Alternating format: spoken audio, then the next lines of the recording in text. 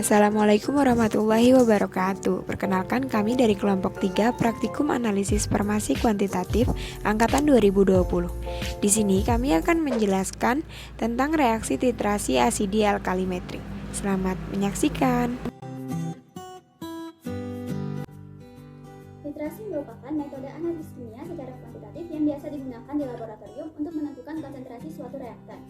Analisis titrimetri merupakan satu dari bagian utama kimia analitik dan perhitungannya didasarkan pada hubungan kuantitatif reaksi-reaksi kimia.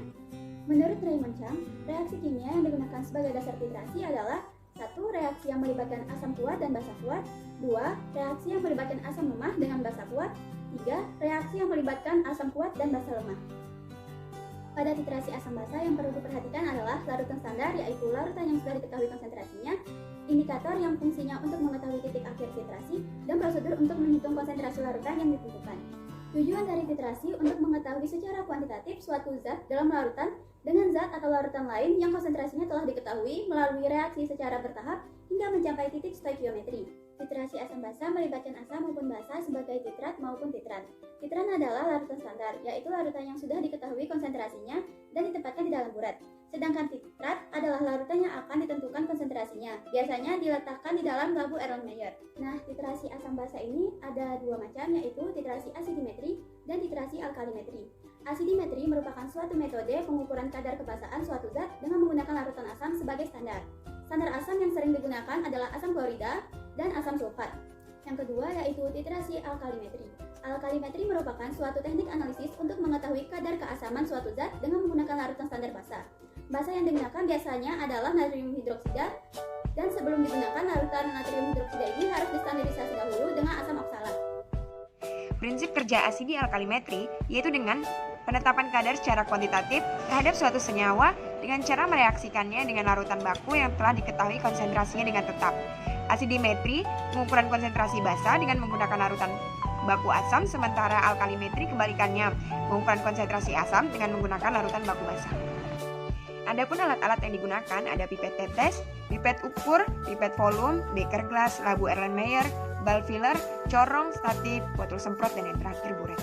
Bahan-bahan yang digunakan pada praktikum ini ada Aquades sebanyak 1 liter, metil merah 20 mg, NaOH sebanyak 4 gram, H2SO4 sebanyak 3 mili, boraks sebanyak 19,072 gram per liter, ada asam oksalat 8,3 gram per liter, fenolftalin 1 gram, alkohol 70% sebanyak 20 mili liter, kemudian ada asetosal 500 mg, dan yang terakhir ada asam salisilat seberat 500 mg. Prosedur pembakuan larutan NaOH 0,1 N. Masukkan larutan baku asam oksalat 10 ml ke dalam Erlenmeyer. Kemudian ditambahkan 3 tetes indikator fenolftalin. Setelah itu dilakukan titrasi dengan NaOH sampai terbentuk warna merah muda. Prosedur pembakuan larutan H2SO4 0,1 N. Masukkan larutan NaOH yang telah dibakukan sebanyak 10 ml ke dalam Erlenmeyer. Kemudian tambahkan 3 tetes fenolftalin. Setelah itu titrasi dengan H2SO4 0,1 N. Tunggu sampai adanya perubahan warna dari warna merah menjadi jernih. Penentuan kadar asetosal. Asetosal ditimbang sebanyak 500 mg lalu digoreng homogen. Setelah itu dimasukkan ke dalam Erlenmeyer. Kemudian dilarutkan dengan 20 ml etanol. Setelah itu ditambahkan indikator fenolftalin. Kemudian NaOH dimasukkan ke dalam buret, lalu dititrasi secara perlahan hingga terjadinya perubahan warna. Penentuan kadar asam salisilat. Asam salisilat ditimbang sebanyak 500 mg lalu digoreng homogen. Setelah itu dimasukkan ke dalam Erlenmeyer. Kemudian dilarutkan dengan 10 ml etanol. Ditambahkan juga indikator PP ke dalamnya. Kemudian dilakukan titrasi dengan larutan NaOH 0,1 N. Dilakukan titrasi secara perlahan hingga terjadi perubahan warna menjadi warna merah muda. Pembahasan dan hasil.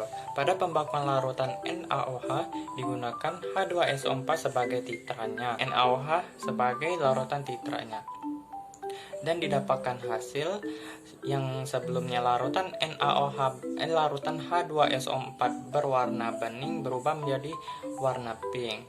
Hal tersebut terjadi karena pada larutan tersebut telah mencapai titik ekuivalen.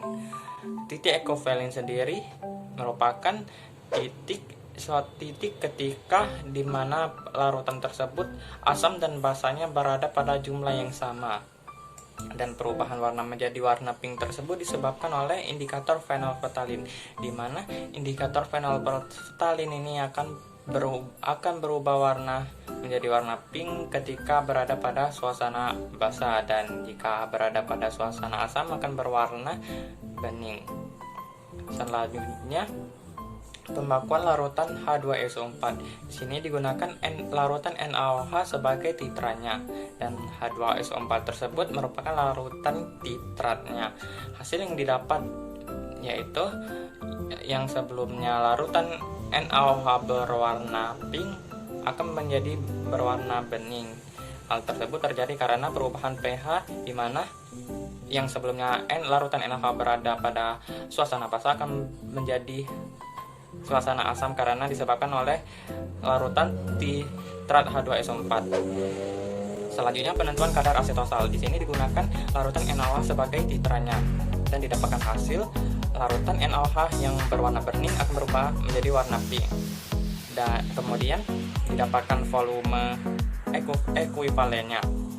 Setelah didapatkan volume ekuivalen tersebut, kadar dari asetosal tersebut dapat ditentukan menggunakan rumus kadar persen sama dengan molaritas kali volume dikali mR per 1000 kali volume sampel dikali 100%. Dan yang terakhir, penentuan kadar asam salisilat. Di sini digunakan larutan NaOH sebagai larutan titratnya, dan didapatkan hasil yang larutan sebelumnya berwarna bening berubah menjadi warna pink. Sama halnya seperti pada penentuan kadar asetosal, volume dari larutan yang telah didapatkan tidak ekuivalen tersebut dapat ditentukan dengan rumus kadar persen sama dengan molaritas kali volume dikali mR per 1000 dikali volume sampel dikali 100%.